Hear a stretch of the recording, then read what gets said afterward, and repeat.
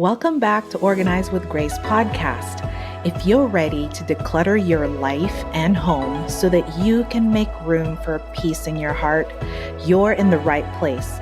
Join me, Grace Ramon, your host and home organizer, where I and my guests share tips and encouragement to help you get started, especially when you don't know where to start.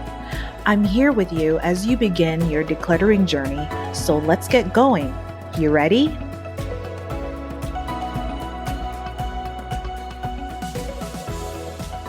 Hi, friends. Today, I talk with my friend Holly Perez, owner of H.A.P Organizing Solutions.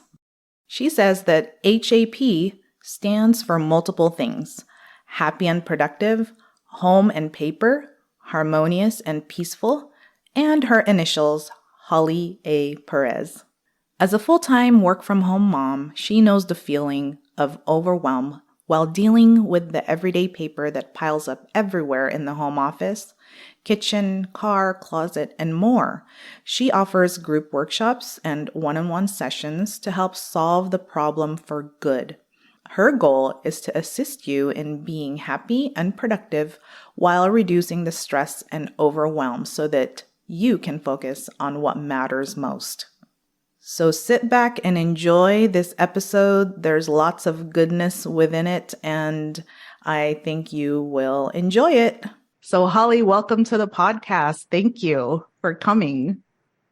Oh, thank you so much for having me, Grace. I'm so excited to be here too. Yay. That's awesome. So yeah, Holly and I met I talked about Lisa Woodruff on the last episode. So coincidentally enough, I don't think it's a coincidence though. And I talked about her and how she had really become my paper guru. And Holly and I met through that. We were Sunday basket, and she still is. I no longer am. She's the all paper, right? Is that what you? Yeah, it's Paper Solutions Certified Organizer. And we will get into that some more and what that means for you and the people that you help when it comes to paper. And so that's how Holly and I have connected. And she and I, we have not met in person like a lot of my friends on the internet. I know that sounds really, really funny, but I really have met some really awesome people, including Holly, and we have kept in touch, and we just have this really cool connection throughout these few years. And so I invited you, Holly, to come and talk about organizing as self-care. But before we get into that, I want to ask you real quick, where are you from? Where are you living currently? And how did you get started as a professional organizer?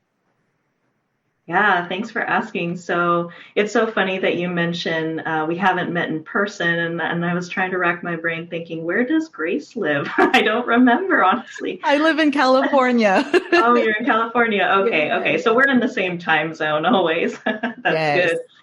It's always helpful to be in the same time zone, but for sure. Yeah. So I was from Portland, Oregon. So I had lived there for most of my life. And during the pandemic, my husband's job change had us moving up to Redmond, Washington, which is the Seattle area.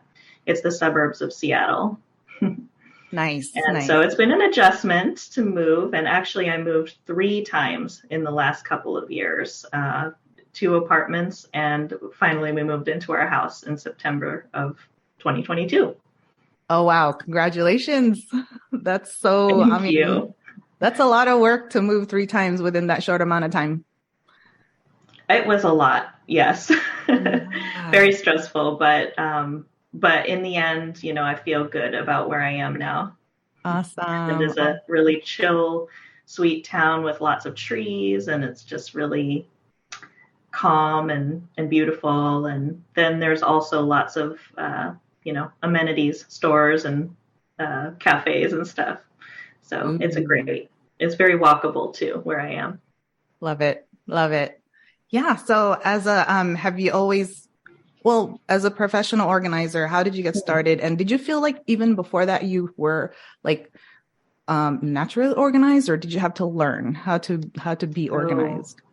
definitely the latter. I've had to learn in adulthood how to be organized. So yeah, my professional organizing journey started as just myself getting organized first. And I'd never set out to have a business or, I didn't even know that there were professional organizers way back when. So it started in 2016. Or 2015 when I started changing my mindset, learning how to get organized in my own home, listening to podcasts and watching YouTube videos. I had to get organized because my life was really, all of a sudden I had a new baby. So this actually went back a long time. Back when my son's 9 years old right now, and I kind of measure everything based on his age. So he was like 1 or maybe 1.5 or something when I was in, let's see, or maybe he was even less. I feel like, okay, this journey goes back pretty far. I was actually pumping in the pump, like the lactation room at my work. I started listening to podcasts there, and I feel like sometime in that year when I was listening to podcasts, I was like, okay, I need to search out how to get organized with this stuff, like, bottles and pumping supplies and paperwork and uh, cloth diapers. We did that. So that required a lot of organization. My house was pretty out of control. As an adult, like, I feel like I had really not learned much of the skills that I have today in childhood. Like, it just didn't happen. And so I had to seek it out. YouTube, podcasts. I was listening to a couple other key organizers besides Lisa Woodruff, Organize 365. Like, yeah, that happened to be the thing that I went all into, but I was also listening to like Clutterbug, Love her who had a too. YouTube channel. She's great. She's really awesome. I love the 4 Clutterbug organizing styles. And I'm also certified in that, actually. But I also listen to like A Slob Comes Clean. I really relate to that. Like, I wouldn't necessarily call myself a slob, but at certain parts in my life, I would have totally called myself a slob. So I think people can definitely evolve and change over their lifetime. And I totally believe 100% that organization is learnable because that's me. I was not Same organized as here. a child. It Yeah. was totally out of control. I will say the caveat to that is that I've always been organized with school and work. At work, in school, there's a structure already. Right. They Right. provide, what you need, and all of that is like, it doesn't really require the skill. They don't teach you the skill necessarily. They give you the organization and then you just have to follow it, right? So now as adults, we have to create the order for like our children and people around us to follow along with us. And that's why it's so important, I feel, to learn the skill and then pass it on to others. And so that's really why I became a professional organizer, is because it made such a huge impact in my life and I really wanted to just share it. Well, I love that you've gotten into that, Holly, because I think now the way I see you is like, when I first met you, I'm like, wow, she is organized. And I had this perception that you've always been, but I thank you for your story because it gives a lot of us a lot of hope, especially if we're in that season of like really of feeling that everything is in chaos and that, and out of control, that um when we make some intentions to do it and search out like you've done, those resources, that it can happen. We can make it happen for ourselves, to become organized. So thank you for sharing a bit about your story. Of course. I will say too that, like, I didn't, it wasn't, it wasn't a coincidence that I like started searching organization just for the fun of it. It was Yeah. because of the pain that I was feeling. It was because Yeah. I Yeah. just felt so lost and like I didn't have anything together, and it was depressing, like feeling like I couldn't find things to I couldn't find the paperwork that I needed to apply for Dimitri's, my son's, like birth certificate, and and the his name was spelled wrong on some of the documents, and just Oh, no. like some of the painful experience that I feel like you have to, once you experience something that like feels totally out of control, then you have this catalyst to want to get organized. And but then a lot of people get kind of stuck there because they don't know where to start Yeah, and what to do, and it's very overwhelming. I it know is. I felt that way. Yeah. It definitely is. And someone like yourself or myself to come alongside, I mean, it means so much. And there, it's such a new industry still, even though it started like in the 80s, professional organizing, that people are still like, okay, well, what exactly do you do? And that's the reason why I bring awesome folks like you to come in and like explain, like what we do, so that there's less fear of like, well, can she or he really help me? So so yeah, I'm so glad that to be having these types of conversations, especially with you, Holly. So with our topic, when did you it sounds like you've already answered this, a good portion of it, that organization as self-care. When did that idea or lifestyle even come, when did it begin to come to fruition for you? Because for a lot of my audience, organization is like, oh gosh, I don't even know. Like you said, I don't even know where to start. And we're aware of the accumulation. That's a lot. It's, but I don't know what to do. And with those feelings, how can we even perceive it or see it as self-care? So can you take us through that, Holly? Yeah. Yeah. I feel like with any big shift in your life, any big, any big transformation that you make, it all starts with your mind.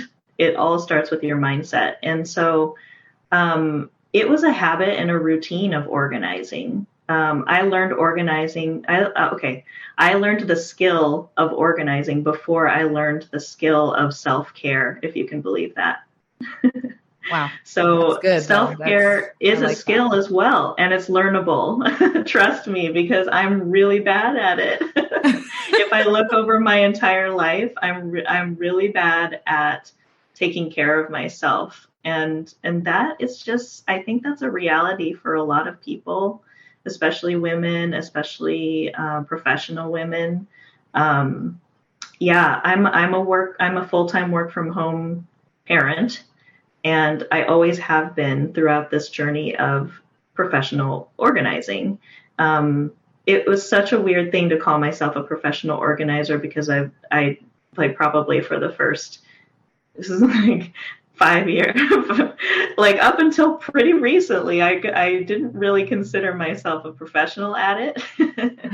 But but the thing is, like, I learned over time throughout this whole process, throughout this whole transformation, like it's a process, Yeah. it's a routine, it's a habit. I learned that, oh, I'm getting better at this. I'm getting better at self-care, and I've done it through the Sunday basket. Like it seems so simple, but the Sunday basket is the reason why I decided to start this business.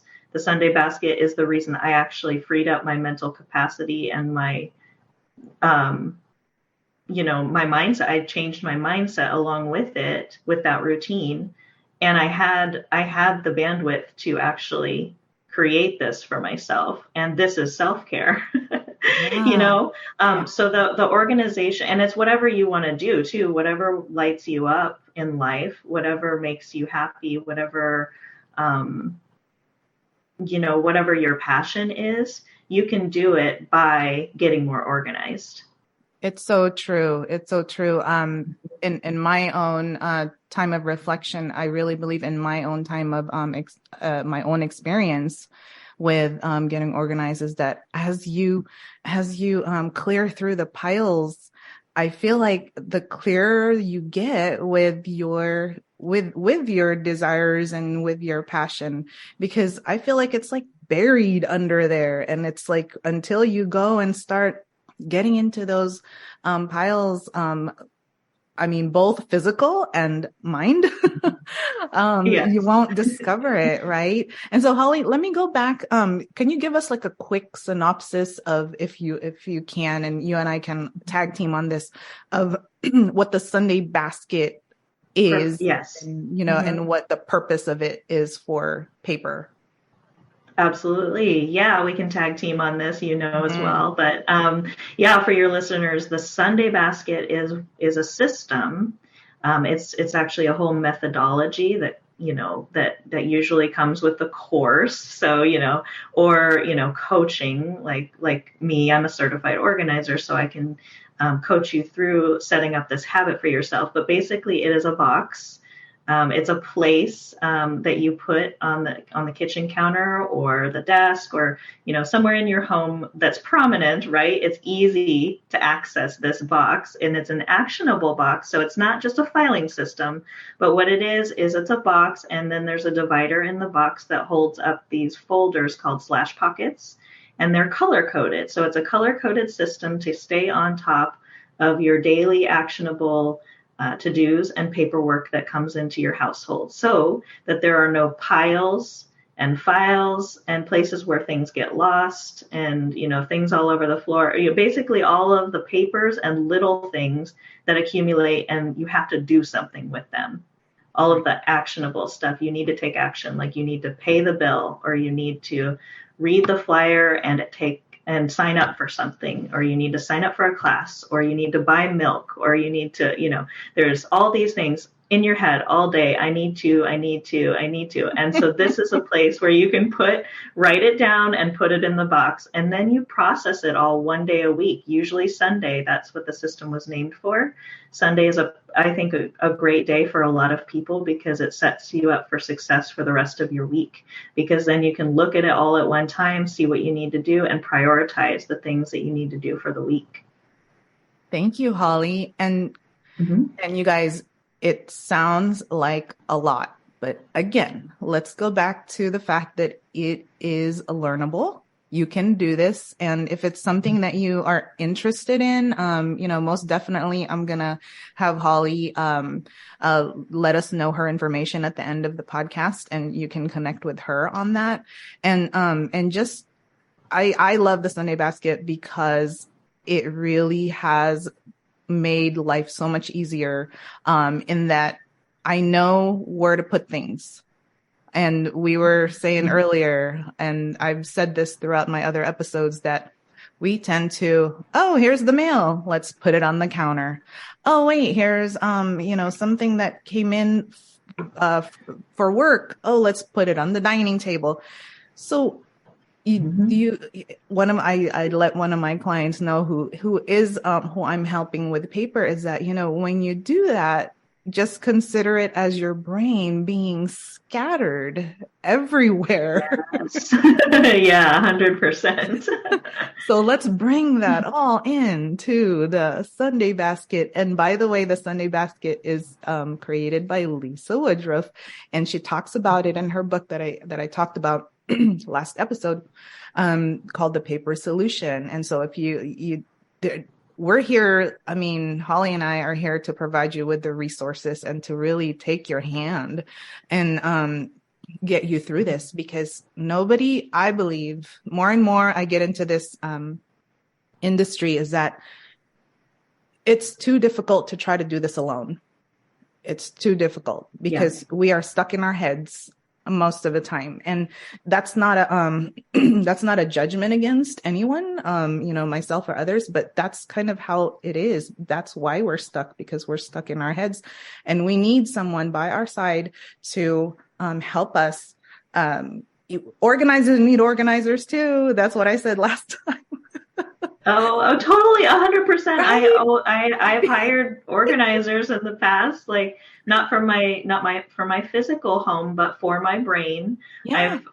I've like organized my brain and organized my emails. I've hired somebody to do that because that's not my Yeah. strong suit. Right. It gets And there's way no out of control. yeah, no Yeah. shame, right? And so, Hmm. and speaking of, and speaking of that, and you've already given us so much as far as like, as tips and, mindset. I want to go back to that mindset. So, um, Yeah.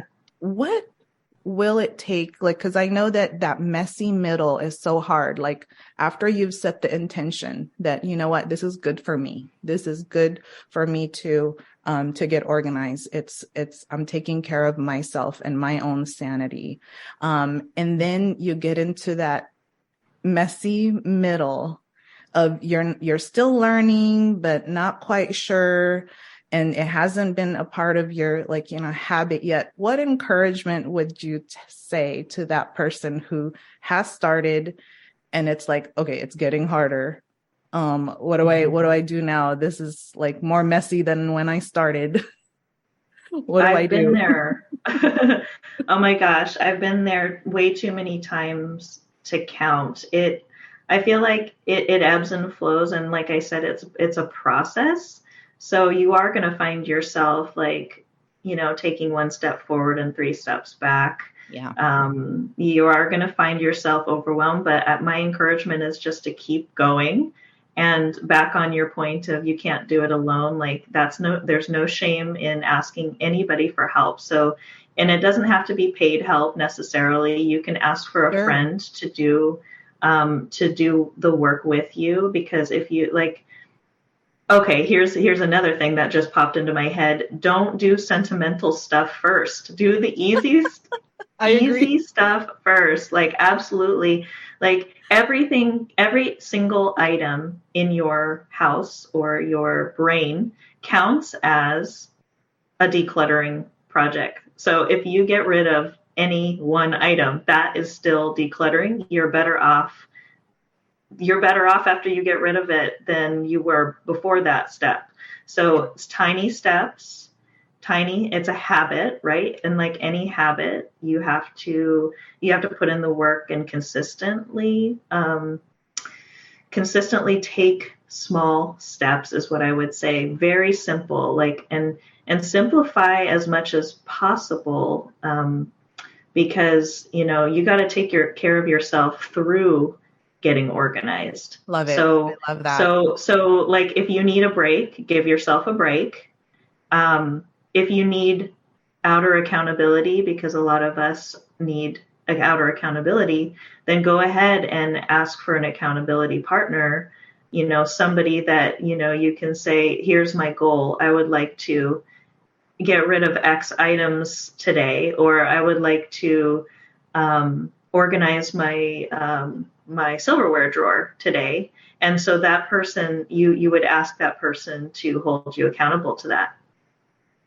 That Um, and works one almost more every time. thing, this doesn't even seem like accountability, but it is. But if you have a donation pickup in your area, where workers in a truck will come by and actually come curbside and pick up your items, you can schedule it. Call, or sometimes they have a website where you can just schedule it. So then you put it on your calendar and you say, okay, this is the day I'm going to have this stuff out of my house.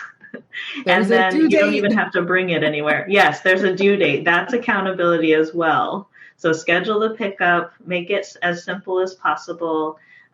If you find it overwhelming to do, like an organizing project, don't even call it an organizing project. Just call it, I'm going to take this trash bag and I'm going to take out anything here that is trash, and anything here that is recycling, and anything here that is like, broken, or, so, Yeah. or I don't even like this.